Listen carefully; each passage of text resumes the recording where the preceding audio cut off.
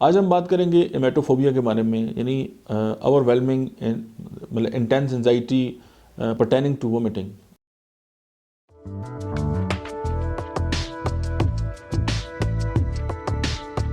अब होता क्या है कि एक बंदा है, वो ये समझता है यार कि पब्लिक प्लेस पे उसको वोमिट का खौफ होता है कि यार कहीं मेरे वोमिट ना हो जाए, या किसी जगह मतली या वोमिट देखी तो उसके बाद जो है वो इस जो एमेटोफोबिया है उसका शिकार हो जाते हैं। बहुत से लोग वो वोमिट जो है वो देखना उनको पसंद नहीं होता और वो उस खौफ में मुबतला हो जाते हैं और बार बार जो है उसी के बारे में जो है वो सोचते रहते हैं।